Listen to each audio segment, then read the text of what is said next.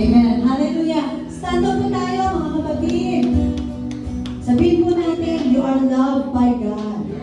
You are precious in His sight. You are the righteousness of God in Christ. Amen. Let everything that has breath, praise the Lord. Sabihin po natin ng Panginoon muli sa ating pag-awit, ating pag-declare ng kabutihan, ng kapangyarihan ng Panginoon through our worship. May babasahin lang po ako sa inyo from the teaching of Pastor Gregory na sinulat ko lang dito na about praise. Sabi, we are already seated with Christ. Kaya po, in worship, yung stand po natin, we are already seated with Christ in His right hand. Kaya po, ano na yung ating pag-declare, we are the righteousness of God, we are loved, we are precious in His sight, we are empowered by His word. Every time, sabi po, we are already seated with Christ in heavenly place, so our praise is piercing the darkness, binding the devil, breaking us out of negative emotions, giving glory to God, giving Him thanks. When we praise God and pray, prison doors open, chains come out of our hands and feet. Amen? Alam niyo po, every time we worship God, yung devil po, talagang flee. He will flee from us talaga agad-agad. Ito po isang testimony ko. Yung anak ko po, kasi I have a special child, every time na nagtatantrum po siya, at hindi ko na po talaga alam mo ang gagawin para siya para tahimikin. Pero every time I worship God, every time I focus on Jesus, talaga po ito testimony ko, proven na ang kapangyarihan po ng pagpupuri ng sa Panginoon, if we focus, fix our eyes, our hearts in Jesus, ano po, tumanahimik na rin siya. Ako, tuloy-tuloy pa rin po sa worship. At ang isa po maganda mo, umumul po siya na parang as is singing. Oo, yung umul niya na po is, wala na po yung pagsisipa, pag-ano, at umumul na po siya. Kaya po ganun sa pangyarihan. Every time po na worship tayo, talagang yung ano pong mga valleys and mountains sa buhay po natin, mountains of problems, of sickness, of oppression, of anxiety, of depression, it comes out, nag-aalis po agad sa akin sa ating buhay. Even in our emotion. At that time, at that moment na pinocus po natin ang ating sarili, ang ating puso sa pag-worship sa God. Proven po na He will flee from us. The devil will flee from us. Takot po siya. Natatakot na po siya. Sige po, awitin po natin to na ang ating title po ng ating song ay Thank You Lord. Di po ba, marami po tayong magpapasalamat sa Panginoon araw-araw. At this time, talaga po sobrang pasasalamat namin sa Panginoon. We thank God in everything. Hindi lang po sa magandang bagay, kundi sa kahirapan. We thank God in everything. Thank you, Jesus. Let's worship the Lord.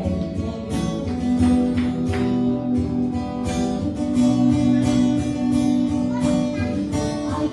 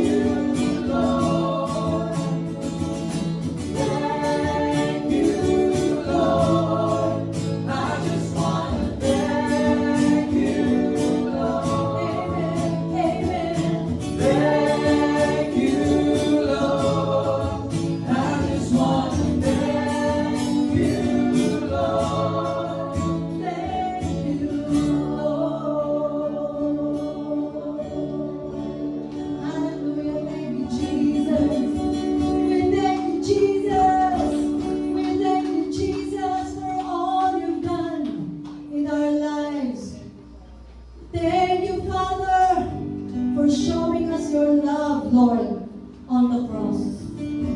Thank you, Jesus. Thank you, Father, for how God loves us so much. He is mindful of us. He cared for us. He cares for us. Thank you, Jesus. Thank you, Lord. Oh, how He loves you and me.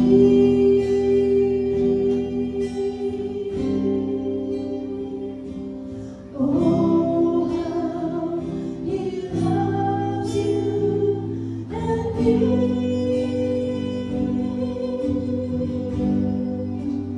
He gave His life. What more could He give? Oh, how He loves you. Oh, how He loves me. Oh, how He loves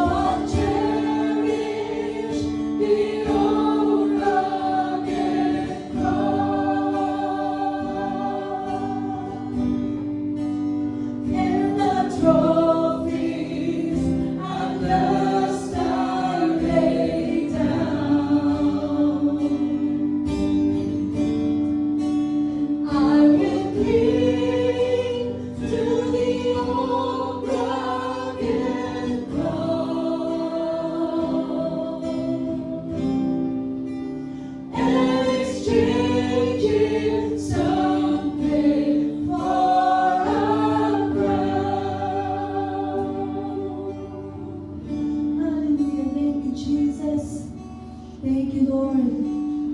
Thank you, Jesus, for your word, Lord Jesus. A crown for us, oh God. Oh Jesus, thank you that every thorn in our lives, oh Lord Jesus, thorn of sickness, of financial crisis, thorn of every pain, emotionally, Lord, physically, you wore it for us, Lord. Thank you, Jesus, for the cross. For the cross is the power of Jesus. And we receive that power. We receive the power of the cross in our lives. Thank you, Jesus. Thank you, Jesus, for your love you have shown for us. Thank you, Jesus. Thank you, Lord. And so I'll cherish the old rugged cross till the trophies at last I lay down. I will cling to the old rugged cross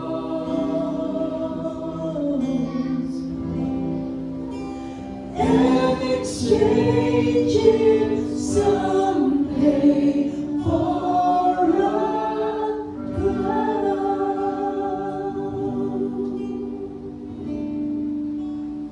Oh, Jesus.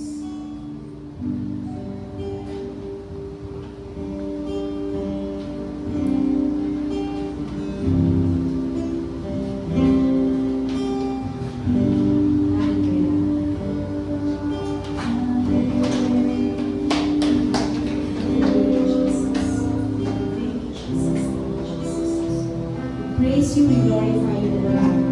Indeed, we just come back and come back and come back to your cross, Lord. To your cross.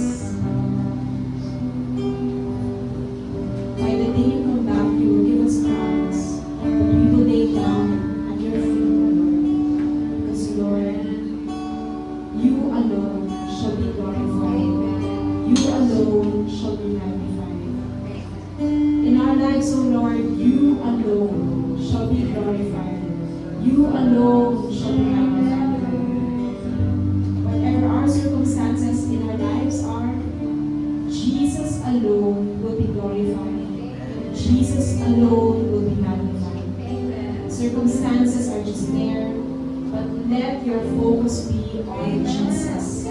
Let your focus be on Jesus. Your hearts, your eyes, your minds be on Jesus. Indeed, He is worthy of all our praise, worthy of all the glory.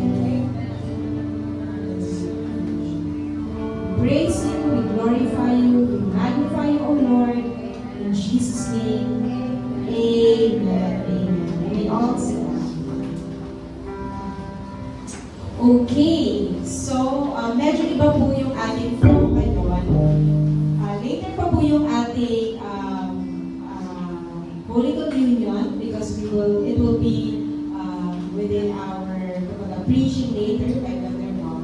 But we will go forth dun sa another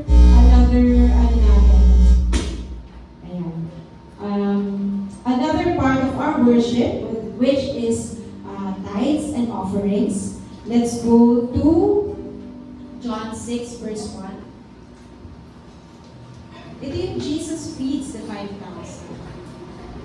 Ano pala ako? ESV. Nakalimutan ko sabihin, Brother Ju. May ESV tayo siya.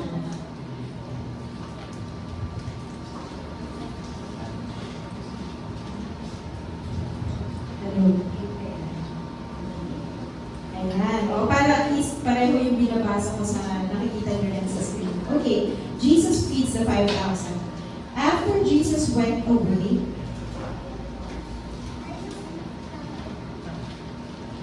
After Jesus went away to the other side of the Sea of Galilee, which is the Sea of Tiberias, and a large crowd was following him, because they saw signs that he was doing on the sick. Jesus went up on the mountain, and there he sat down with his disciples. Now the Passover, the feast of the Jews, was at hand. Tuloy-tuloy ng Brother Judah.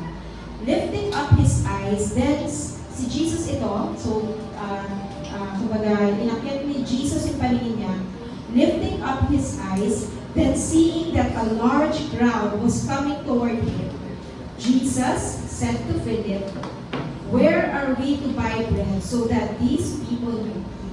Siguro pa kasi Philip, ba't ako tinatanong ni Jesus?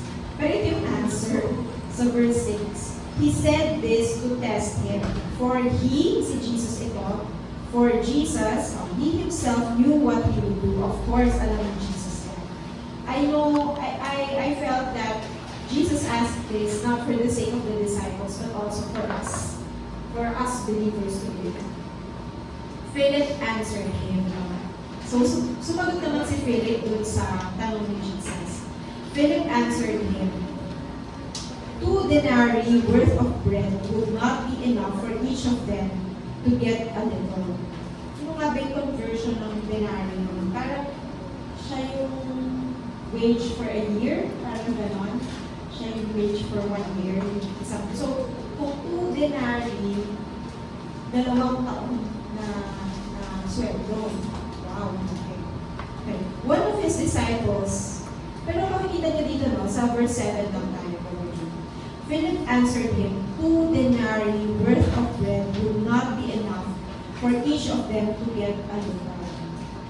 So yung vastness of need, pinapakita dito, parang tayo din, di ba? Parang may expression tayo, nakikita natin yung need. Lord, ang dami naman ito, ang laki ng babayaran ko, na bills, ganyan, di ba? Nakikita natin yung vastness of need. One of his disciples, sa verse 8, one of his disciples, Andrew, Simon Peter's brother, said to him, "There is a boy here." So, parang pinili niya yung isang boy. Na-voluntold yung boy. Sa office, madalas to yung na-voluntold. "There is a boy here who has 5 barley loaves and 2 fish. But what are they so many?" Ano naman yung parang, yung nakikita dito ni Andrew, yung pinapresent niya, yung littleness ng supply, kung ano yung meron lang sila, yung kakontian, kung ano man meron sila. Kadalasan ganyan, kung tayo gano'n. Parang nare-relate din natin yung mga sarili natin dito kay Philip. Kadalasan, makikita natin yung kalakihan ng pangangailangan, at kadalasan din, nakikita natin kung ano yung kakontian, kung ano meron tayo. Pero ipapakita sa atin ni Jesus, ano ba yung para sa atin na So Jesus said, "Have the people sit down." Wow. Number 1 kay Jesus. Rest. It's in verse 10. Have the people sit down. He's also telling us, sit down now. Just rest. Just rest. Now there was much grass in the place. So the men sat down, about 5,000 in number. Then verse 11, ito yung love ko to it. Love ko parang I love this verse. Jesus then took the loaves, the 5 loaves and the 2 fishes, that little supply that they have in their hands. Okay, Jesus took it and gave thanks. And that's the reason why we are giving our tithes and offerings. Whatever we have, we just give thanks. Lord, this is just a portion of the greater portion that you have given us. Diba, kada isa sa atin, na-bless naman na tayo ni Lord eh. And that 10% of our tithes, and that a portion of from that bigger portion, that's our offering, we just give it back to Him. Lord, I give thanks. Jesus showed us how it's to be done. We give thanks. And the Lord really honors us giving thanks to Him. To Him, it's a sweet smelling aroma. Jesus then took the loaves, and when He had given thanks, He distributed them to those who were seated. So also the fish, as much as they wanted. Gusto ko din to eh, Hindi nag-division si Lord eh, 5,000, divide, ganyan. O habi sa senyo ha, 10 meat ng fish, tapos isang pork ng... Hindi nag-divide si Lord eh. Ano yung instruction niya? As much as they wanted. Wow, that's also for us. As much as we want. Hindi tayo tinitipid ni Lord. And when they had eaten their fill, busog na busog sila. Talagang busog-busog sila dyan. Verse 12, and when they had eaten their fill, he told his disciples, gather up the leftover. Wow, busog na sila. May leftover pa. Gather up the leftover fragments that nothing may be lost. Verse 13, so they gathered them up and filled 12 baskets. At yung basket po na yun, hindi lang simlaki yung basket na pinakukuha natin lang sa holy mo. Malalaking baskets yan, siguro kasing laki itong natin, yung kahon. Ganyan kalalaki. Okay, and they got 12 niyan. Imagine yung 5 loaves and 2 fishes na nakalagay lang sa basket na maliit na katulad nun, ang bumalik na leftover na may pang-sharon pa sila, pang-take home pa nila, is ganyang kalalaki. Ang lalaking basket ng loaves and fishes. Diba? At talagang busog pa sila. Grabe, this is a picture of what Jesus just shows us that when we give thanks, He does the miracle. He does the miracle. Whatever is in our hands, He does the miracle. Let's rest and let God do the miracle working power in our lives, in our families, whatever situation we are in our finances, in our circumstances. Amen. Amen. For those who are giving via cash, you can drop them at the basket over there. And those who want to give via GCash or video online, so sa phones nyo naman, you can just give through that and then just let me know. Ayun, so we can record. So ako po ang tataas ko yung aming phone kasi via GCash. And those who want to give cash, you can just put your envelopes. Let's pray. Almighty Father, I thank you, Lord, that you are more than the vastness of our need and the littleness of our supply. You are more than that because you are our great God. Amen. You are our great God. You are bigger than our need and you are bigger than the supply that we need. I thank you, Lord, that as we give thanks, as we give our tithes and offering, as we worship you through our finances, I thank you, Lord, that you see our need, you see the supply that we need, O Lord, and you multiply that, O Lord. You miraculously multiply whatever is in our hands. I thank you, Lord, that you are more than enough. You are more than enough for us, O Lord. Amen. You have more than enough blessings for us, O Lord. Yes. Your provision is more than enough for us, O Thank you, Lord. Jesus. Then there is much more that is left for us to enjoy your blessings. And indeed, we are blessed to be a blessing. Yes. Father God, we just worship you through our tithes and offerings. We magnify you in our lives, O Lord. Everything in our lives. We glorify you, O Lord Jesus Christ. In your mighty name, Jesus. Amen. Amen. We have announcements.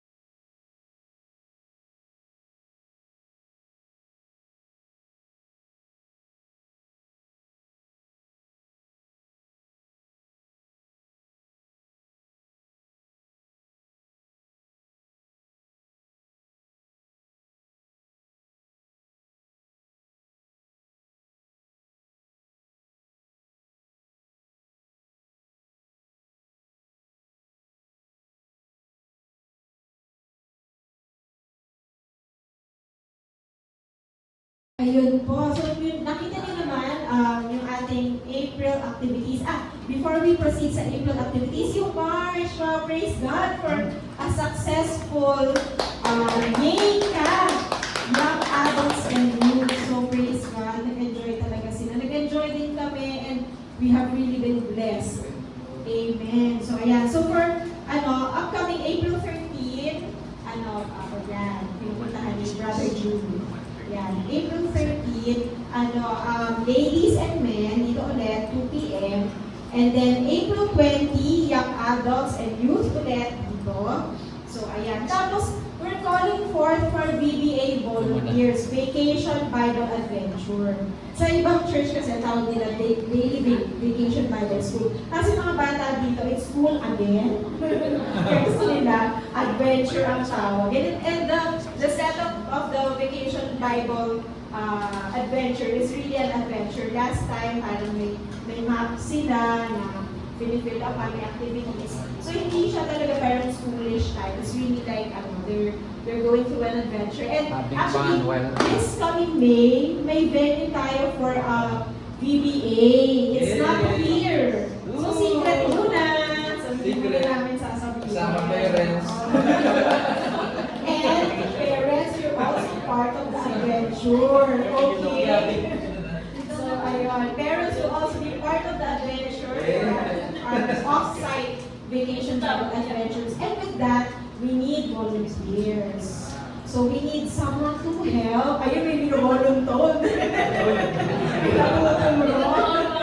nabovoluntood. Ayan. So ayan, we need help. And also, regularly, we need help sa mga teachers. We need 2 more teachers for yung ating weekly Sunday celebration. Okay, i-share ko lang po the first day that I volunteered sa kids church. Actually, hindi siya yung sa kids church na talaga during that time. Sa nagtuturo kami ni Pastor Red and with other young adults then sa street kids sa may Alabang. Kasi talagang parang ganyan, may announcement for volunteer and I really felt that pero hindi ako marunong magturo, as in I have no background of teaching. But I just really felt that and ayun na, nag-sign up na ako. So yan, si Pastor Reb, marami na siya. Ako, ever since, parati na ako sa kids. Si Pastor Reb, all generations yata nung pagdaanan talaga. All generations ng ministry. Senior na lang. Pero, whatever it is, whatever ministry that the Lord is calling you, just go. Kasi ako personally, that very first day, that day that I said yes to the Lord for the kids ministry, it changed my life for the better. It changed my life for the better. And I think hindi lang siya better, it's great. It has been a great journey. Then, being in the ministry has really it helped me grow sa walk ko with the Lord. Kumbaga may challenges, yes, but makikita mo talaga how the Lord walks with you, how the Lord matures you, how the Lord teaches you. So, it's really a great adventure. So, Amen. If I were you, join this great adventure. Amen, amen. So, ayan. So, that's it for our announcements. And let's expect for great word from God through Brother Bob. Pa-animate yung order mo. Channel 4. Thank you. Thank you, Pastor Joyce. Let's pray. Father, we thank you, Lord, for today. Thank you, Lord, again for the privilege of being a vessel to share the gospel of your kingdom. I thank you, Lord, for the worship team. Thank you for the anointing. Thank you for even the message of giving, which was in itself a message. Thank you, Lord, for the announcements. Thank you, Lord, for the volunteers. Sister Ayla, who fixed the new format for the announcements. Thank you, Lord. This is our sacrifice of praise. We cannot do anything of ourselves. We cannot add to your work, to the finished work of our Lord Jesus Christ but the sacrifice of thanksgiving. And so we thank you, Lord. Even before we open our mouth, we said that you already know the things that we need. When we pray for healing, when we pray for provision, when we pray for wisdom. And so that's why we have this sacrifice that comes from our mouth, that sacrifice of praise. And we say, thank you, Lord. Thank you, Lord. In Jesus' name. Amen. Amen. Amen. Amen. Wow. Pastor, young adult stage. Only young people here. Only young people here. Amen. I remember my son here is one of the youngest. He's pre-youth actually, 11 years old. That's why during the young adults and youth camp, I joined him. Hindi ako young adult. Sumama lang ako sa ano. And Pastor Rep told me, I will give you the last session. But the Spirit in me said, you shut up. You let them do their job. And it was so wonderful. I enjoyed myself. And Becker and Joshua, so wonderful.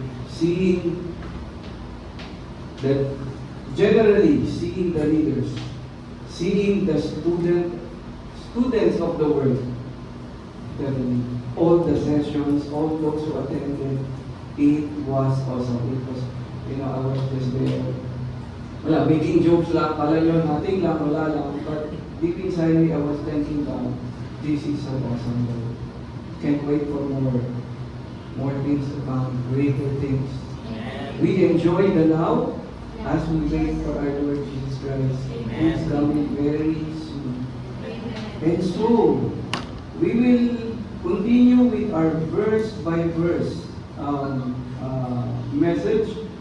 We are now studying 1 Corinthians chapter 11. You remember this?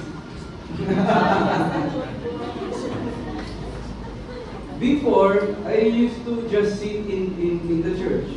I remember some things, but most things I tend to forget. Such is our nature. We are forgetful. Ang mo lang nakalimutan, yung love mo sa apartment, lagot ka. Don't forget the anniversary, the birthday, oh, you can take down notes also. Ito birthday niya, ito anniversary. It's important. This is so nice from the YA in you. And also, let me encourage you. I have my Bible on my phone, but let me encourage you. Gusto ngayon ng tattoo, di ba? Tattoo your Bible. Because we tend to forget. It's okay. So, let me start. 1 Corinthians chapter 11, verse 1. Apostle Paul says here, be imitators of me as I am of Christ. Verse 2. Now I commend you. Saan ba ako? Nililipat yung lead ko. Now I commend you because you remember me in everything and maintain the traditions even as I delivered them to you. You know what this word traditions means? It is synonymous with the Word of God. This is not man-made traditions. This is our tradition. Nothing more, nothing less. There are many religions who have traditions of men. Not necessary. This is necessary. That we should always remember, of course, the author, Apostle Paul, as he imitates Christ, we also imitate him as he imitates Christ. But we follow Christ. You know that, you see the difference? Traditions, synonymous with the Word of God. Verse 3, but I want you to understand, here it is again. I see men here. Okay. I'm the servant leader in the men's ministry. Listen, here we are again, Pastor Rep. Divine order. Many times in the letters, or even in 1 Corinthians, Apostle Paul would reiterate, would give importance to the divine order. You'll see later in this chapter why. You'll see later. I don't want to get ahead of the word of the word. But I want you to understand that the head of every man is Christ. That man sitting beside you, his head is Christ. Not his head, it's Christ. Yes. Some men, especially if they do not know Christ, the tendency is for their head, especially if they're talented, if they have abilities, if they're rich, they have a tendency that their head is their glory. Their head gets bigger and bigger and bigger. You know what I mean? But here it says that the head of man is Christ. That the head of every man is Christ. And the head of a wife is her husband. Divine order. It talks about roles, not importance. Ayan, may nagsisikuhan daw ako nakikita? Kita mo? Kita. Okay lang, hindi kayo kita sa camera. Okay lang yan. Makinig ka. The head of a wife is her husband, and the head of Christ is God. Look at that. Divine order. That's why we always, Pastor Reb and I, when we would talk, Brother Carlo, we would always say, oh, I'm excited because we have the youth, we have our young adults. We're excited to see them, God leading them in the community. It's important that it's difficult if the woman would marry someone who doesn't know Christ. He wouldn't know the divine order. Oh, welcome. We have some more youths coming in. Welcome to Chile. Yes. Wow. This church is so young. Yeah. Yes. Welcome. Let me continue. Verse 4. I wrote a note here. That the head of a wife is her husband. In the basic, this is the divine order. Even in the basic order of creation.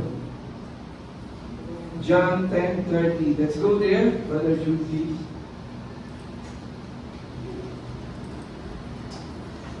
There's a question. Is the Bible patriarchal? Hindi ko sasagutin. Let's go to John 10:30. I and the Father are one.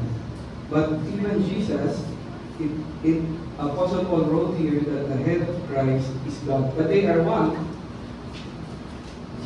Divine order. This is the nature of our God. Let me continue. In verse 4, every man who prays or prophesies with his head covered dishonors his head. You know why Apostle Paul wrote this? This was the thing that was happening in Corinth. Corinth became, because of their idol, their biggest temple there, their biggest idol there was Artemis, a goddess. Corinth was a place which was matriarchal. The divine order became upside down. That's why the society was decaying. Men, are you listening? No, nasikuhan na. Nasikuhan. Ganda nito talaga. Grabe si Apostle Paul. Verse 5, but every wife who prays or prophesies with her head uncovered dishonors her head, since it is the same as if her head were shaven. I will, more youths coming. I will say this in love. Always, I will say this in love. That is why. Are you ready? Men, we have leaders here in GLF now who are men. Dalawa lang naman yan eh. Man, woman. Again, man, woman. Men leaders here in church, listen to this. And please understand the heart of Apostle Paul here. And also as I deliver this in love. That is why this is one of the traditions which is synonymous with the Word of God.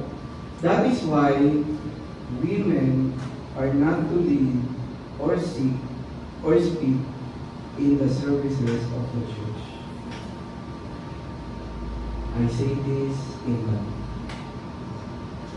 because of the divine order. I'm not done yet, but may pray and proclaim the truth to unbelievers, also teaching children and other women.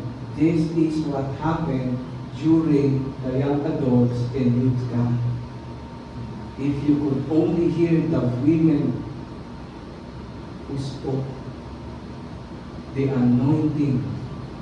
You know, we were having a core meeting yesterday on Messenger. The feedback among those who attended was awesome. Nag-boost lang sa mukha ko. Pero chill lang ako kunyari kasi ang init sa bahay, nandiyan si Joshua, nagpupulit kahit inuubo. Why? Because we are doing and fulfilling what is the divine order. This is what it means. Grabe, no? Minsan dadaanan mo yung mga verses na parang nagbabasa ka lang ng sentences. The meaning was so... That's why it's so nice to take down notes. Yeah. And also, yesterday, it was confirmed. We were already talking about it. But I believe that GLF it has entered another dimension. The teaching of the word in unison, in context. That's why it's important to take down notes. Because first, the word will be ministering to you through the power of the Holy Spirit and through His word. Second, when you take down notes, the same message that's ministering to you will be the same message that you will be able to share with others. GLF has entered this dimension, starting with our meeting yesterday. It was awesome. That's why, ganda ng notebook natin, ano? Ganda. Tato your Bibles. Me too, I tend to forget. And we have so many distractions nowadays. And there's this pull of the flesh. You know what that is? Laziness. I feel that too. Or sometimes we are just physically tired. So that's why it's important to take down notes. Also because we tend to be forgetful. Lalo na ako, pabata ako ng pabata. All of us. It's important that we take down notes. GLF, that you will be amazed. And be ready. Pastor Reb shared this last week concerning the instructions of Apostle Paul to Timothy. Be ready, off and on season. Be ready. Because the Bible does not encourage us to go out and debate. Yes. The Bible encourages us to be ready on and off season. When there's an opportunity, share in love. When people ask you that, even one day when I fetched Becker in the car, he asked me, what's the beginning of God that I was able to share? I told him, He is Alpha and Omega. What's that? Beginning and the end. He is. There's no beginning, He is. There's no end, He is. And then Joshua said, Jesus is powerful. Yes, yes. Yes, Joshua. And then he would upo. But he's getting healed. Getting well. He's getting well. Let's go to 1 Timothy chapter 2, verse 12. Sabi, no, verse 4 pa lang tayo. So rich. 1 Timothy chapter 2, verse 12. Thank you, Brother Jude. 1 Timothy chapter 2, verse 12. I do not, that is why. That is why. Because of the divine order. You read again from verse 2, you'll understand why. And there's more. Apostle Paul will explain here. Pastor, kwento mo kay Pastor Joyce later. Why?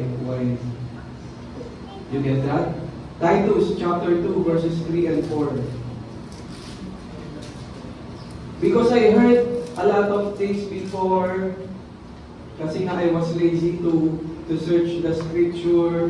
Kasi daw yung women in Corinth was domineering, chismosa, talkative. And they would come up during the service and speak in front of the congregation. But this revelation is right on the spot. Oh, Brother Bob has a revelation. No. You have the verses. Take down notes. The Bible is complete. It's not lacking in anything. It's good for everything.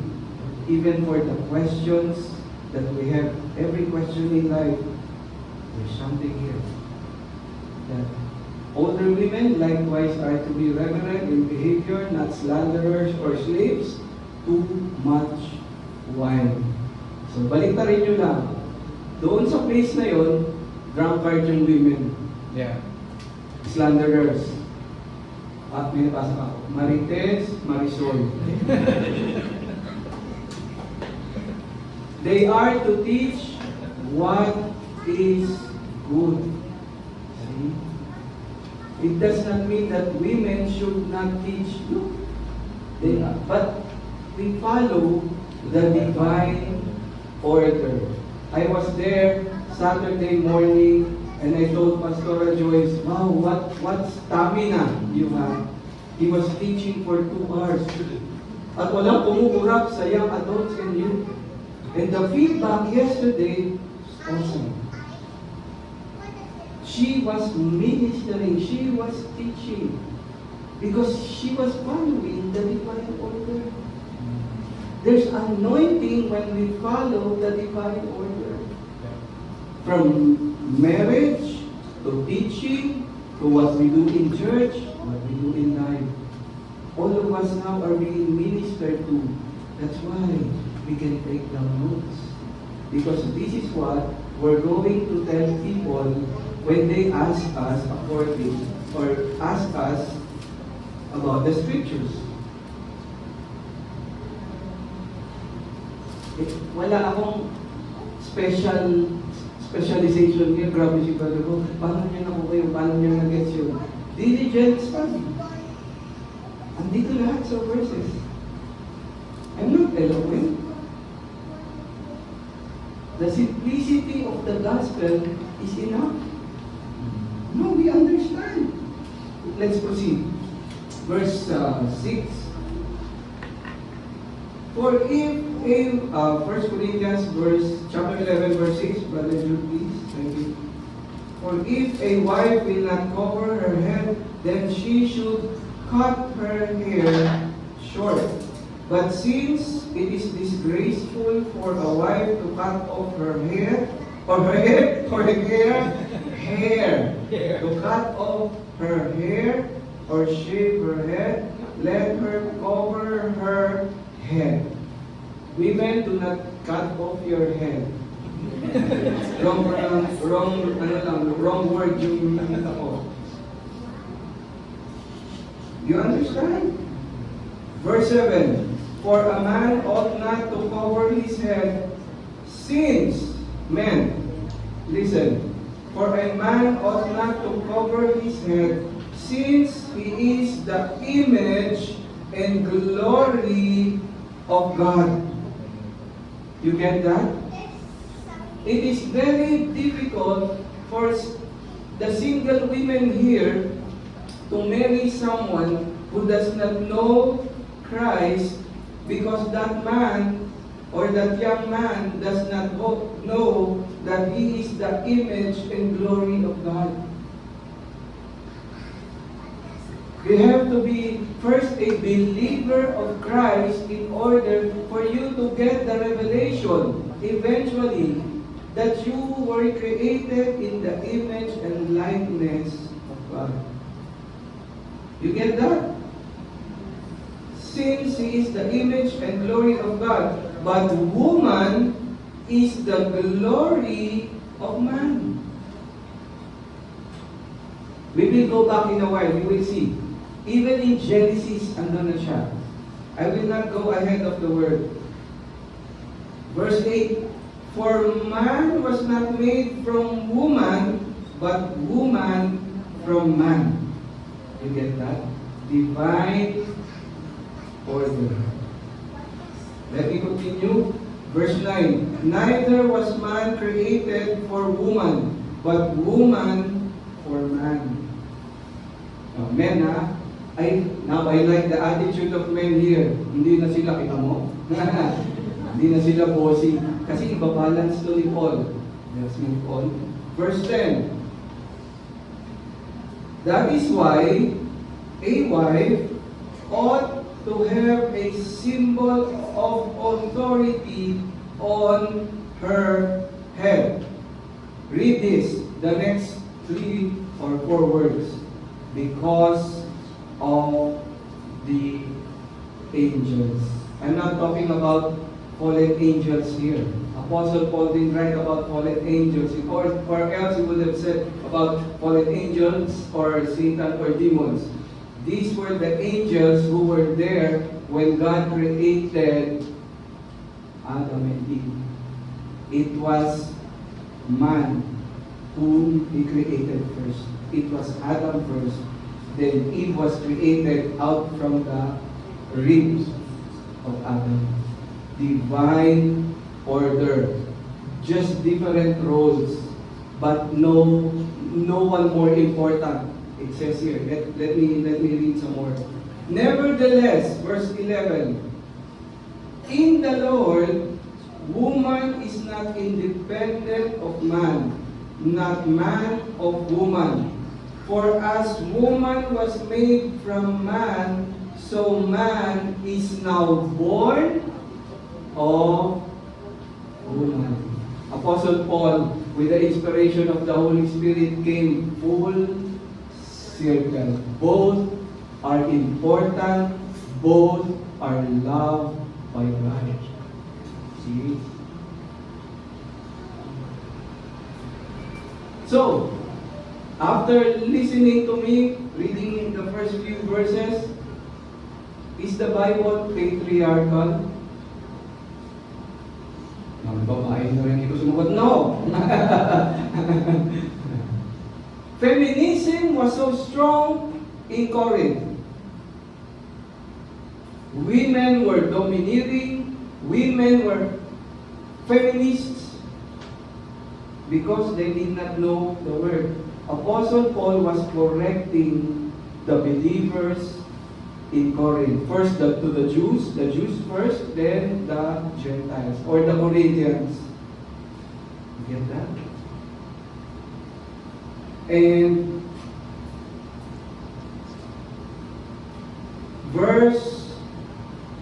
the latter part of verse 12. And all things are from God. See? It came, Apostle Paul came full circle. So balanced. Divine order. Say it again. Divine order. But when you take it out of context and make it into a doctrine, that's when things get messy. That's why men should be first provider of the world. Yeah, that's right. Then provider of anything else. It says here. That's why there's men's ministry in GLF. To encourage, it's not a club, but to encourage one another that this is the truth, this is who we are, and this is who the women are. Let me move on. Continue. Verse 13.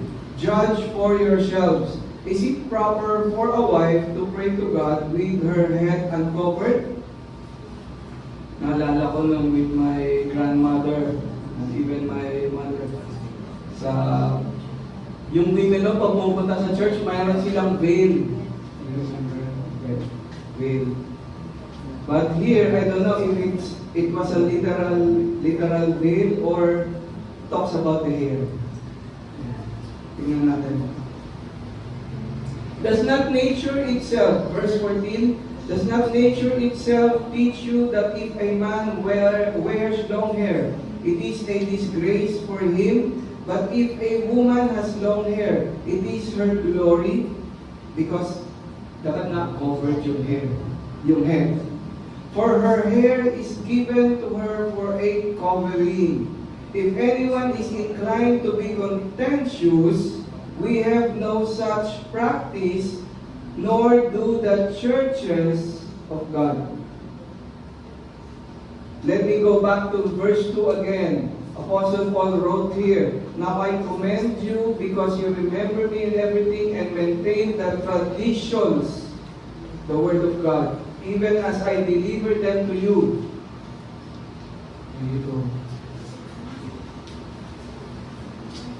If anyone is inclined to be contentious, how come I hear so many churches today?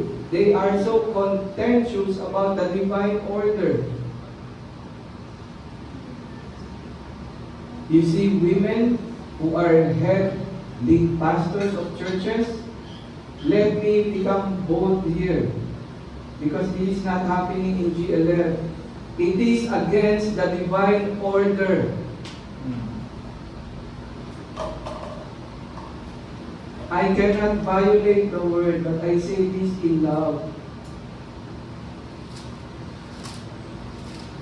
Welcome to GLF. We are following the divine order. We have a lead pastor, and he is a man. Are you a man? Of course. Of course. Of course. No, listen. This is not it. There are some churches, even in first world countries, where the lead pastor wears the rainbow colors. 70% of the churches now have become apostate. They do not know the divine order. I pray for their congregation. There's no gray area here. There's no neutral ground here. Yeah. It's either you are for Christ, a follower of Christ, or against Christ. There's no in between.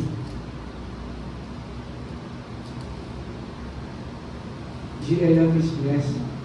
We are following the divine order. Amen. May I request for the elements to be passed around, please? This is so Pauline. Ganito ang style ni Paul. He would take up one topic and then shift. Si Apostle Paul ang nag-invento ng manual transmission. He shifts manually. And now we would talk about, starting with verse 17, the Lord's Supper. See? Shifting. But in the following instructions, Apostle Paul wrote, oh wait, I forgot something else here. We need really to be balanced regarding this. Sorry. But as the elements are being passed, it's okay. But I want you to understand, verse 3, Brother Jude, thank you please. Sorry, I wrote a note here, nasa kabilang page na kasi siksik, liglig, maapaw. Verse 3, but I want you to understand that the head of every man is Christ. The head of a wife is her husband. The head of Christ is God. Let's go to, kasi andito yung contentions Dito na nangyari yung, sabi sa Bible, ako yung head. Sabi niya sa wife niya. Sabi ng wife, but the way you're treating me, da. Let me balance this. Ephesians chapter 5, verse 22. Before I move on with verse 17. Ephesians chapter 5, verses 22 and 22 to 33. Paano? 22. Look. Wives, look at the balance of these verses here. Wives, submit to your own husbands as to the Lord. 23. For the husband, look at that. It doesn't contradict. For the husband is the head of the wife, even as Christ is the head of the church, his body, and is himself its Savior. 24. Now as the church submits to Christ, so also wives should submit in everything to their husbands. 25.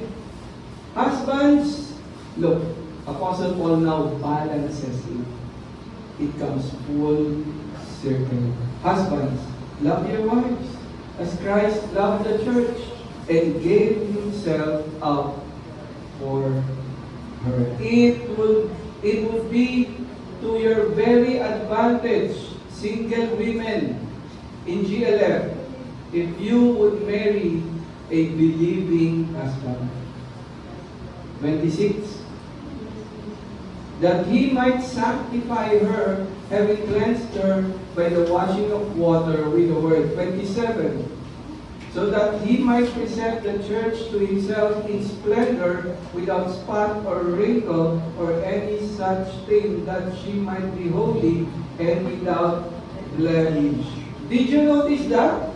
Apostle Paul was shifting. Apostle Paul was not comparing actually, because the climactic truth of the relationship between a husband and a wife is the relationship of Jesus Christ to his church, his bride.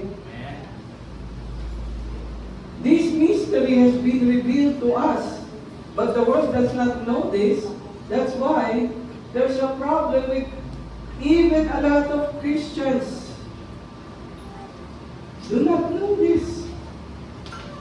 In the United States alone, the percentage of divorce amongst Christians is dati 50-50. Now there are more divorces than not.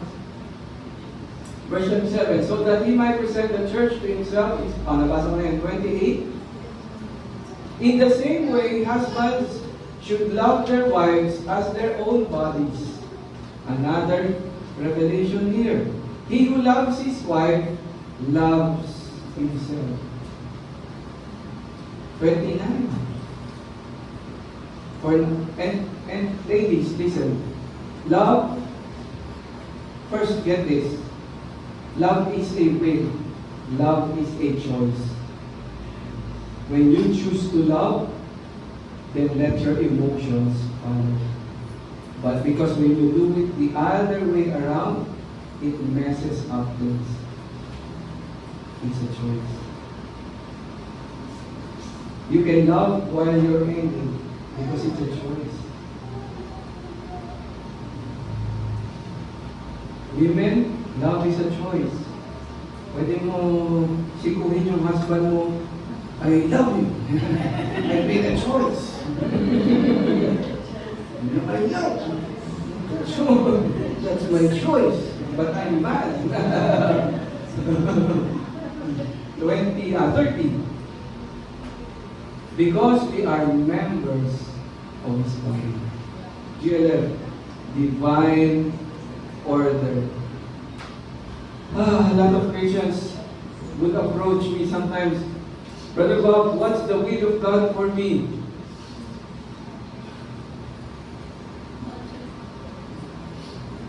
So that's why I encourage you to take down notes. Because this is the same things that we will share. What is the perfect will of God for us? It's to obey His word. Perfect will. Sometimes people would approach me, believers to parang wala akong sundin ni Lord. It's not about feelings. God has chosen to love us according to His will, not out of emotions. Because if it was out of His emotions, wala tayo dito lahat. Walang Israel, no nothing, no human beings. Right. Because all of us were disobedient one time or another. So balance, right? First few verses pa lang ng chapter 11. Then when you cross reference to Ephesians 5:22 to 33, sobrang balance na siya. It's important. Take down notes. We are going through this GLF, and you will see, we're not after church growth. We are after souls for salvation. And you shall make disciples, students of the word. Yes. And you shall make disciples of all nations, baptizing them in the name of the Father and of the Son and of the Holy Spirit. And paraphrasing, then the end shall come. The purpose why we are here, children, is for souls. Amen. And it has begun because of the leadership our lead pastor said yesterday. It's a go. Teaching. Making disciples. Amen. So excited. I'm so excited. I'm so excited. Really. Okay, continue na tayo sa verse 17. But the following instructions I do not commend you, because when you come together, it is not for the better, but for the worse. Remember, Corinth was like, I was talking with, having a conversation with Brother Tony 2 weeks ago. He told me, kasi he travels a lot in the Mediterranean, in Europe. He said, you know, Corinth was like Paris during those times. Wow. It was a rich place. Yeah. So many rich people. Monaco is in Paris. Puro dami mga naka-Ferrari sa Corinth. Dami naka-Lamborghini. Place for Yung kabayo din kami nakalagay Lamborghini. Yung Ferrari nila, horse na talaga yun eh. Red na siya. Ferrari. So rich. Place for kings. But also, during those times, there were many slaves. Yeah. Poor. This is what was happening in Corinth. Now you'll understand. Communion better. Take that. Okay. For verse 19, for there must be factions among you, in order that those who are genuine among you may be recognized. Sabik sila sa recognition. Those who were riding to church, riding their Ferrari, Lamborghini, ano yung ginagamit sa toro? Yun yung Lamborghini nila. They were not symbols, they were real animals. And during those times, it wasn't about the land that you own. Gugulat ka. It was the number of your cattle and cows and goats and lambs. Look at Abraham. It was not about the land. Nag-umpisa lang yan When God said to Abraham, you have an inheritance. I will give you this land. Nag-start na nag-appreciate yung dumadami ngayong mga ahente sa real estate. Nagigera-gera sila. Look at what's happening now. Watch the news. And so because of this, the Corinthians were perverted, sinful, selfish, and were doing mockery of the word. That's why Apostle Paul was rebuking them. Yeah. There must be factions among you. When you come together, verse 20, it is not for the Lord's Supper that you eat, for in eating, each one goes ahead with his own meal. One goes hungry, another gets drunk. Dumadating yung mga rich people, Yeah. may sumusunod na catering services, Yeah, that's right. going to Yes. church, riding on their Ferrari and their Lamborghini. But others in home. And the poor people did not have food. Yeah. Look at my caterer from Sofitel. Guys, come here, follow me. But they belong to this faction. We are the rich people here.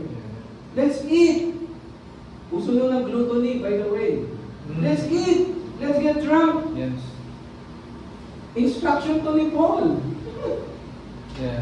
But Pervert. they weren't getting it right. And the poor people, the slaves, were just waiting outside Yeah, or yeah, at that's the right. corner of the church. Hindi pa naghapunan, hindi pa nag-almus. Yeah. Bakit? Nilinis ko yung sports car ni Sir. A sports horse. Look at this. Look at this. For in eating, each one goes ahead with his own meal. One goes hungry, another gets drunk. And the society was matriarchal. The women were leading the toasting. Cheers! And then after drinking, empty glass, tinatapon maybe sa slaves. Liquid niya yan. Yeah. And they belong to the same church. It was terrible. Yes. Tayo kasi, mas cute na tayo ngayon, di ba? Taiwan, GLF, I want us to get this. The gist, what was happening really. When Apostle Paul wrote this, sabi sa verse, look at verse 22. Read it, the first word, verse 22. Read. Wow. What? See? They When I actually was also with Joshua, he would say, what? It's awesome, Daddy. possible reaction. Kala nyo, pang ngayon lang to? Apostle Paul, look. What? He was shocked. Do you not have houses to eat and drink in? Sabi mo sa katabi mo, what? What is this? Or do you despise the church of God? Ayan na, galing na si Paul. They thought they were having the Holy Communion. They were serving God. They went to church pa nga. On their Ferrari, Lamborghini. May caterer pa. But their motive was this. They would want to be recognized. Yeah. Ako, ang nagpawid. Tumatawa, hindi nila alam yung song na yun. Bakit kayo tumatawa? Celebration Hindi yun. namin yung song. Ayan. Or do you despise the church of God and humiliate those who have nothing? There you go. It was so Christ. Ang ganda ng 1 Corinthians 13. I think si Pastor Red ang mag-share naman. Isang word lang, uunahan ko konti. You do not have love. Yun na yan. Yeah. Sorry, Pastor. 1 Corinthians 13 yan. Andyan yung meaning. What shall I say to you? Shall I commend you in this? No! I will not. Grabe. that mad. Christ got mad. Paul was not sinning because he loved the Corinthians. That's right. Ayoko mapariwara kayo. No! I will not accept this. Yep. Yes. Katayin mo yung Ferrari mo, ipakain ko sa iyo yan. Kung taga-tabaw siya. Ganoon si Apostle Paul, di ba? He was mad. He got so disappointed because he loved Christ so much. He gave everything to follow Jesus. He gave literally everything, the fame, the power, the money, everything, the pedigree, everything. He gave up those just to follow Christ. And here we are at Corinth. Did you know that the first biblical record of communion was this? And it was a mess. It happened at Corinth. Yung kay Jesus, Last Supper yun. Ito yung first biblical record of communion. For I received, verse 23, for I received from the Lord that also, ang ganda, di ba? Now it has so much meaning, di ba? Yeah. Dahil binabasa lang natin yan in the rest of time. Verse 23, agad tayo ng chapter 11, 1 Corinthians. But now, nakita niyo yung flow niya. Now, ito na yung sinabi ni Paul, for I received from the Lord that I also delivered to you that the Lord Jesus, on the night when he was betrayed, took bread, and when he had given thanks, he broke it and said, "This is my body, which is for the rich." No. Yun ba? This is my body, which is for you. Sabi mo sa katabi mo, for you. For you. Do this in remembrance of me. Let's partake of the bread.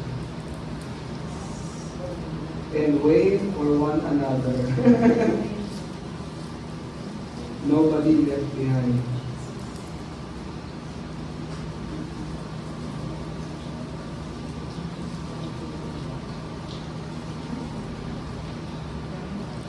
In the same way, he took the cup after supper, saying, "This cup is the new covenant in my blood. Do this as often as you drink it in remembrance of me. For as often as you eat this bread and drink this cup, you proclaim the Lord's death. You proclaim the Lord's healing. You proclaim the Lord's forgiveness. You proclaim the Lord's sacrificial death. Amen. You proclaim the Lord's resurrection. Amen. You proclaim the coming kingdom." Amen. Let's pray.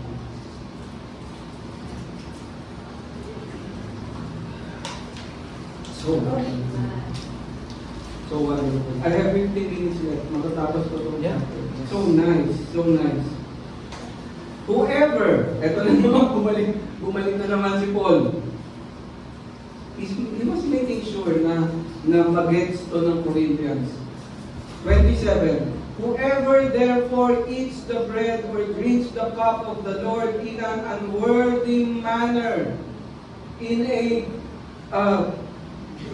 glutinous way, in a way that is kami-kami, kayo-kayo. We are the rich, we eat together, we drink together, we get drunk, and our slaves, hayaan nyo sila dyan. Magkandamatay sila dyan. Let them go hungry, let them faint.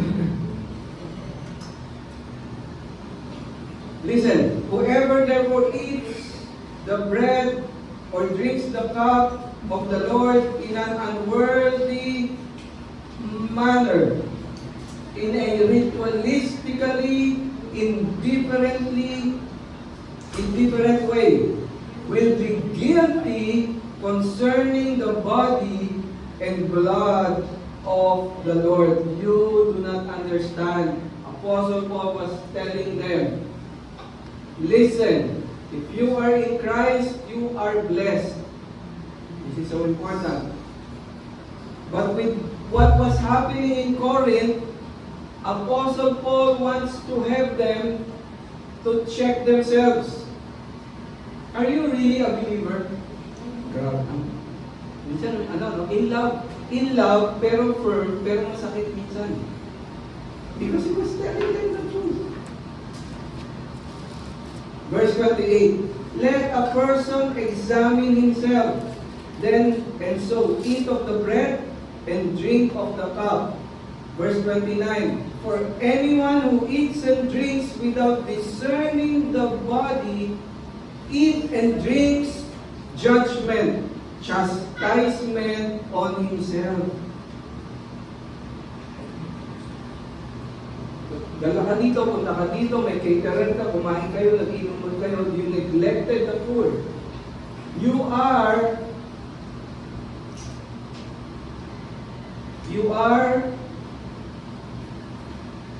proclaiming judgment on yourself. You are eating and drinking, and you are going to be chastised because of what you were doing. Why? Look at verse 30. That is why,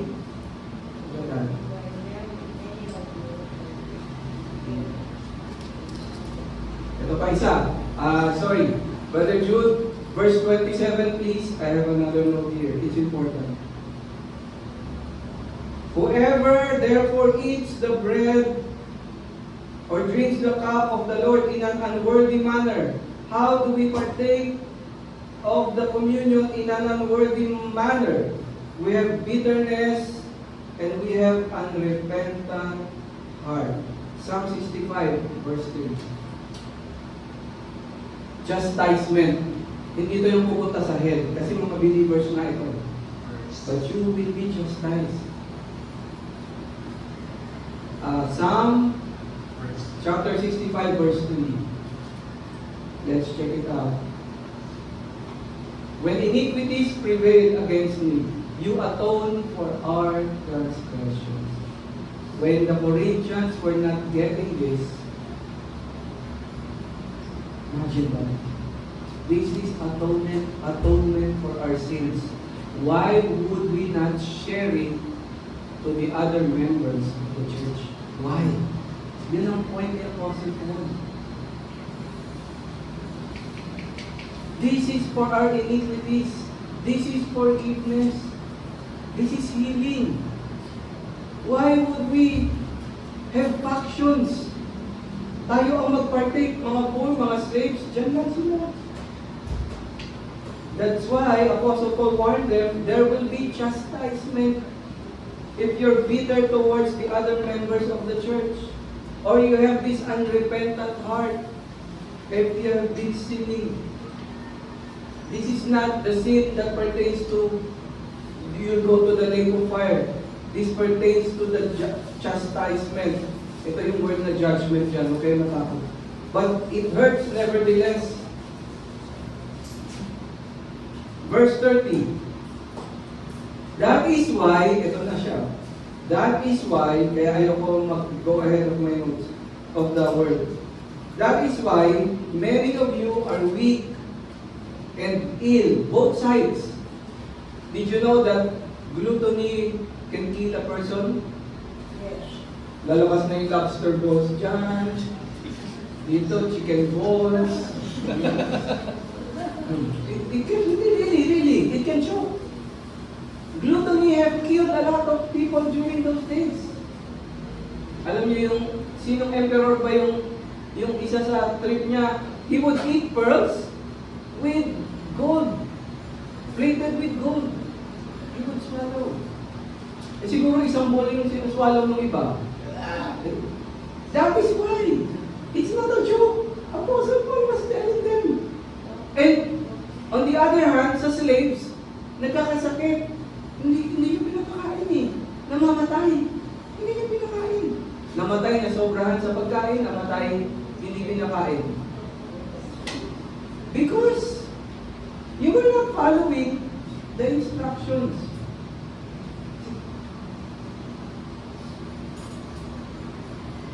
Isa na ako. That is why many of you are weak and ill, and some have died. But if we judge ourselves truly, we would not be judged. We would not be judged. But when we are judged by the Lord, we are disciplined so that we may not be condemned along with the world. Now you understand that's why this is so important. Hindi ito ritual sa GLF. Sabi dito, for as often as you partake of it.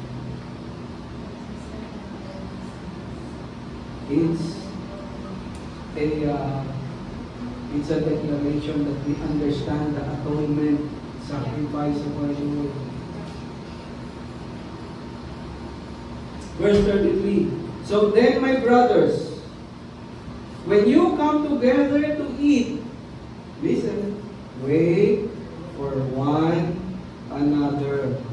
If anyone is hungry, let him eat at home, so that when you come together, it will not be for chastisement or judgment. About the other things, I will give directions when I come. The next chapter is so wonderful. It will help GLF to discover its gifts. Chapter 12 talks about spiritual gifts. And I believe Pastor Red will be the one to share chapter 12. Did you learn something? So wonderful. Literally, gusto ko i-kiss yung Bible but after diligent study, and that's why, I share this with you. So we could go in unison, together as one. We share the truth of the word. We will not be confused. So sabi ng iba, ito paniniwala ng iba, ganyan. If you hear people say those things, you respect, you honor. Don't get involved in a debate, but cherish it in your heart, knowing the truth. And when the right time comes, when people ask you, you know what to say. The simplicity of the gospel. So Father, we thank you, Lord, for your word. We thank you for the two messages in this chapter. Again, the divine order. Thank you, Jesus, that you are the glory of every man. Thank you, Jesus, that the man is the glory of every woman. Thank you, Lord Jesus, that the head of GLF is Jesus Christ. Thank you, Lord Jesus, that you have appointed Pastor Ed together with Pastor Joyce as the lead pastors of GLF. We bless them, we pray for them. We thank you, Lord, for the freedom to teach the unadulterated, unmolested truth of the Word of God, verse by verse, according to the intentions that it was written. Thank you, Lord, for the letter that was written to the Corinthians. Thank you, Lord, for the letter to the Corinthians that was written for us to know. Thank you, Jesus. All we can say, all we can give you is a sacrifice of thanksgiving. And we say, thank you, Lord. Thank you, Jesus. Thank you, Jesus Christ, for the fellowship. Amen.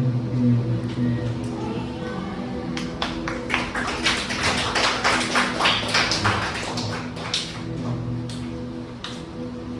Amen. Hallelujah. Did you learn something today?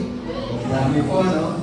So, always remember po, the purpose why we are studying the epistle of Apostle Paul to the church in Corinth.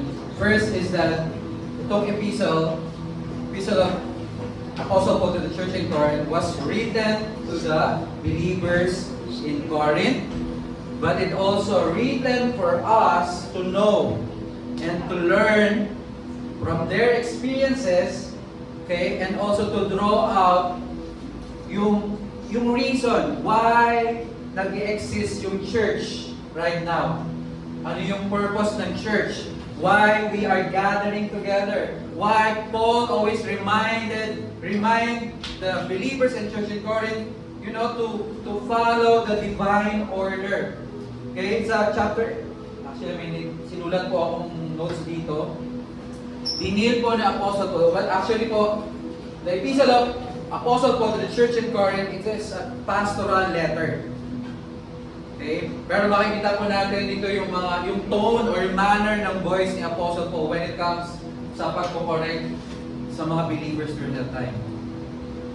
And number one, dinil po ni Apostle Paul is about yung function of women in the church. Kasi alam natin, yung Corinth, it was known for immorality. They have got Artemis as their goddess. Okay? So, pag may mga travelers na pumupunta sa Corinth, yung mga locals po doon, sinasabi nila sa mga travelers, na Corinthianize ka na ba? Ibig sabihin is that have you practiced yung sexual immorality? Kasi talamak po yun during that time. So, Apostle Paul, dinil niya po yung function of women in the church. Take note po, Apostle Paul did not exclude women from the church. Hindi po siya, may gender equality sa loob ng church. But here, dinil po ni Apostle Paul kung ano yung function ng women.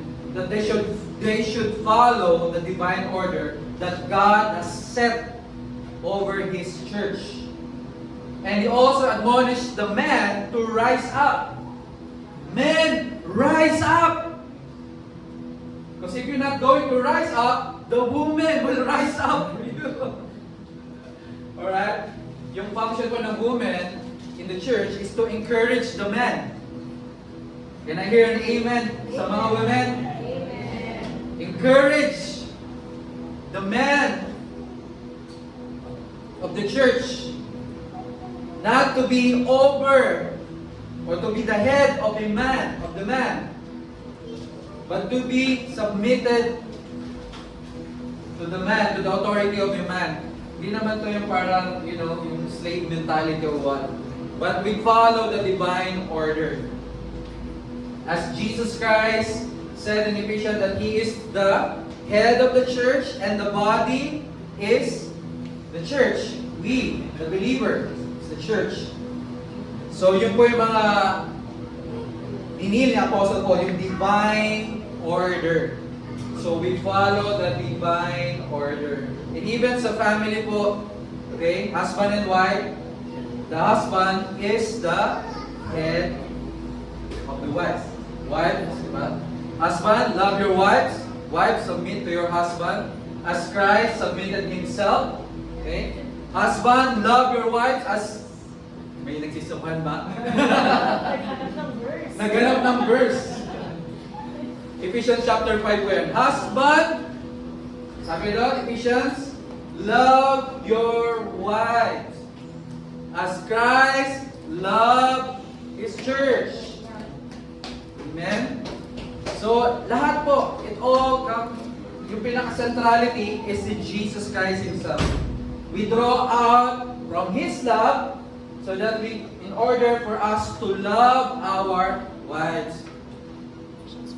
Can I hear an amen sa mga men? Amen? Mahina. Amen. Husband, love your wives as Christ loved the church and gave Himself up for her. Then that's follow po. Wives, submit. Verse 22. 22. Wives, submit to your own husband as to the Lord. Ito yung submission po nito is in Greek, it's not something that yung parang pinupush ka to submit. You know, bago sa prayer time na mag-asawa, ayan, maliwanag, Ephesians 5:22, sabi na, submit to your own husband. So hindi po, we do not use the word of God para magpatama o para i-prove na right tayo. Okay, para, even though we are entitled to our own opinion, but the word of God is not for, to hurt someone, especially our loved ones. But the word of God is to, to encourage, to equip, the body of Christ. Amen? So, wives, submit to your own husband. So, yan po yung dinil ni Apostle Paul sa church in Corinth. And then, next one po is yung divine order din when they get together for fellowship. When they get together for fellowship. Actually po, may tawag po doon eh. Yung fellowship nila, yung gathering nila. Ang tawag po doon is love feast. But apparently, the church of Corinth was divided between the haves and nots. Those who were wealthy would feast and become drunk, while those who had very little went hungry. So the precious unity of the church was spoiled by this behavior. So again, ni-remind sila, in-admonish sila, in-encourage sila ng Apostle Paul, again, divine order.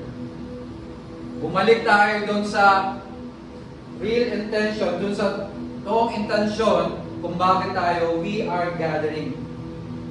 Nawawala na po yung truth doon sa love feast. Napapalitan na po ng yung behavior na is not appropriate. So again, Apostle Paul correct them for that.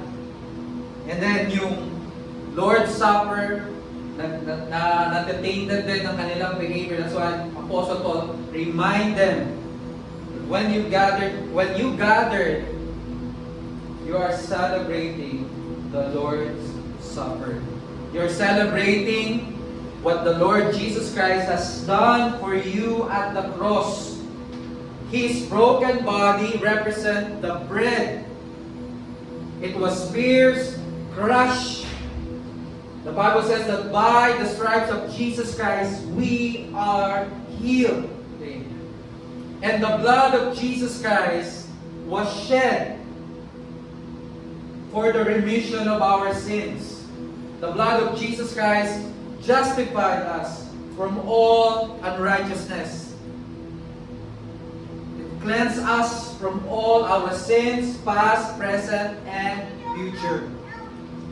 So the purpose why we are gathering together is we celebrate the finished work of our Lord Jesus Christ. Amen? It is good to be reminded, itong word ni Apostle Paul, yung letter ni Apostle Paul to the church in Corinth. And we learn a lot of things here. The Bible says in Ephesians chapter 5 also that the church of Christ is not peripheral to the world, but the world itself should be peripheral to the church of Christ. So, ang church, hindi po aayon sa takbo ng mundong ito. Sa mundong ito, it's like a rat race. You should, parang everything, you need to work for it, work hard for it, in order for you to attain something. But in the kingdom of God, everything was already been paid for by the blood of Jesus Christ. Anong ibig sabihin? Hindi na ba tayo mag-work?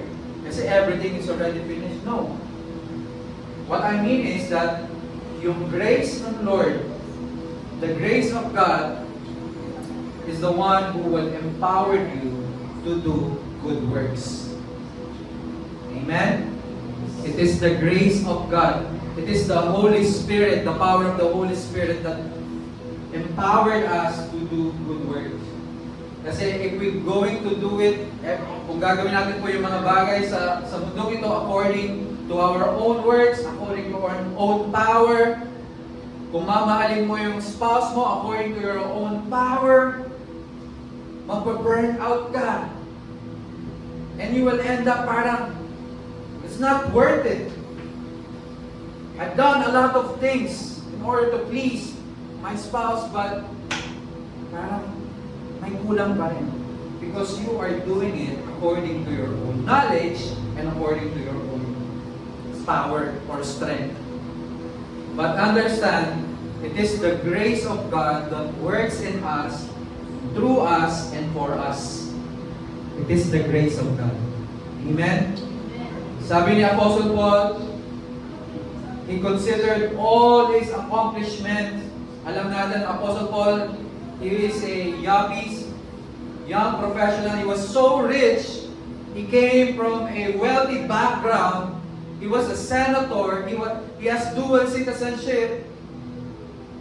But he considered everything as dung. It's nothing compared doon sa grace ng Panginoon na na-receive niya. In James, it says there that the Lord, God resists the proud, but He gives more grace to the humble. Apostle Paul, alam natin yung name ng Paul, it was nothing. Saul is, yung name, meaning ng name ng Saul is rock star, but yung Paul is nothing. You have to acknowledge, if you want the grace of God to work in your lives, acknowledge that wala kang part doon. It's all about Him. Amen? Cross plus nothing equals everything. It's not the cross of Jesus Christ plus our own works equals everything. No. Cross of Jesus Christ plus nothing or nothing of our works equals everything. Likewise, you younger people, submit yourself to your elders. Yes, all of you be submissive to one another and be clothed with humility, for God resists the proud, but gives grace to the humble. And thank God for His grace. We are here today just because of His grace. Amen? Can I ask everyone to stand up po? Hallelujah. Let me declare a blessing to all of you.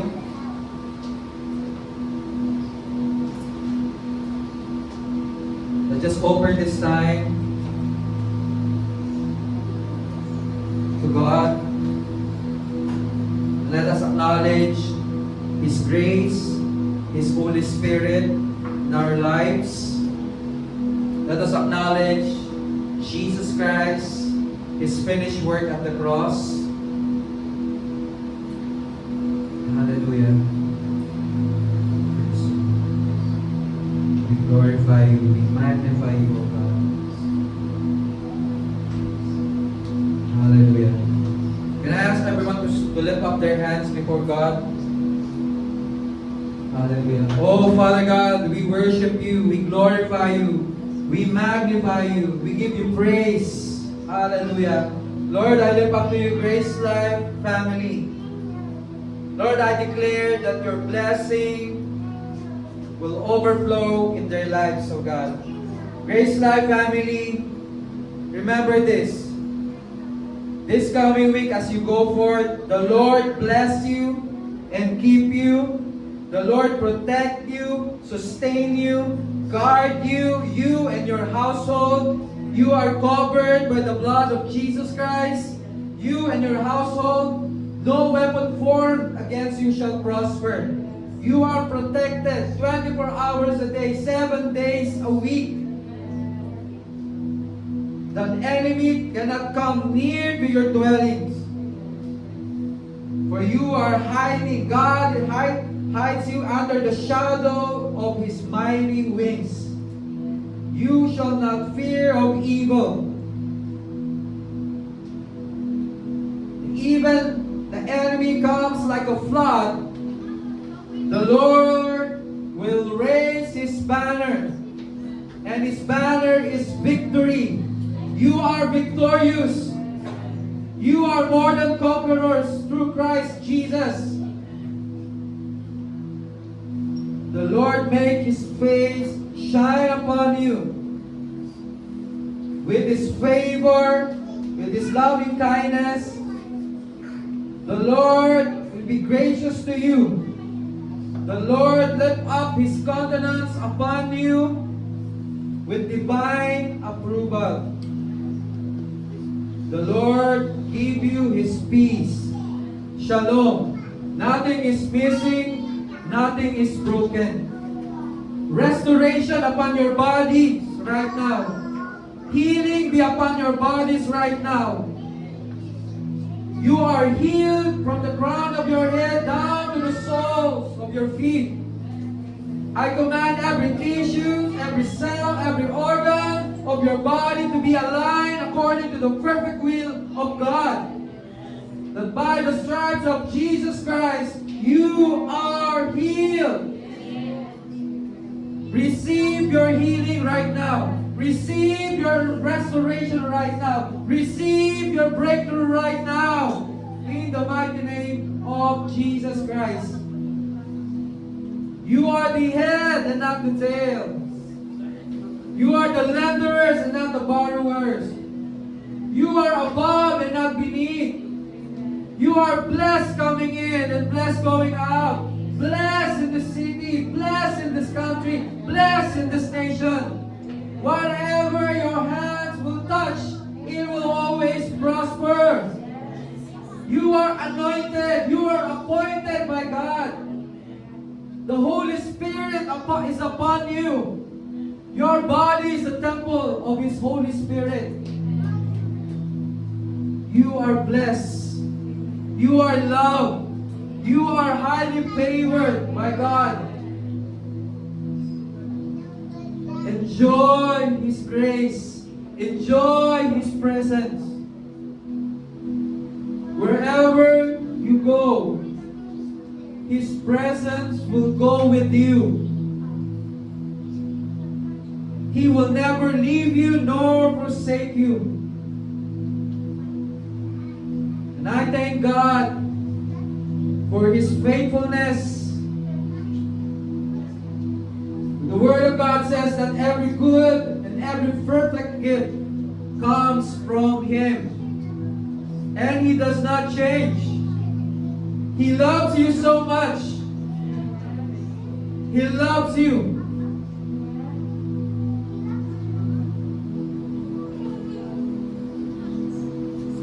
And He supplies all your needs according to His riches and glory through Christ Jesus. You are His mouthpiece, declaring the gospel, the love of Jesus Christ. You are His walking billboard. Wherever you go, you are dispensing His glory, His goodness, His love. You are the salt and the light of this world. You will bring change wherever you will go. Understand, it's not about you, but it's about His grace, His presence, His Holy Spirit that is in you.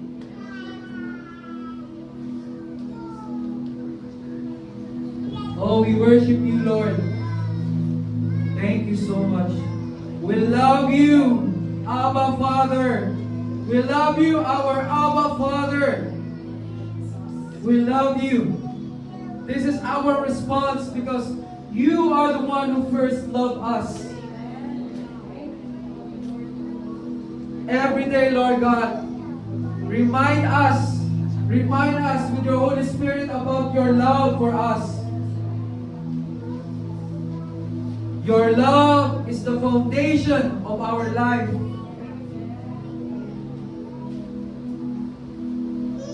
Oh, we worship you. We give you praise. We give you honor. To you, our King of Kings and Lord of Lords, Jesus. Come on, let's shout, Jesus!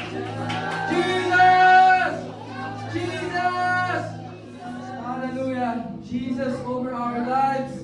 Jesus over our church, Jesus over our relationship, Jesus over our business, Jesus over our lives. Jesus, you reign over us. Hallelujah. In your name we pray. And everybody says, Amen. Hallelujah. Let's give glory. Let's give praise. Shout to our God. Hallelujah.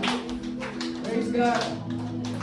Grace Life family, always remember His grace is our life. He came to give us life and have it more abundantly. That's why His grace is our life. See you again next Sunday. God bless you all.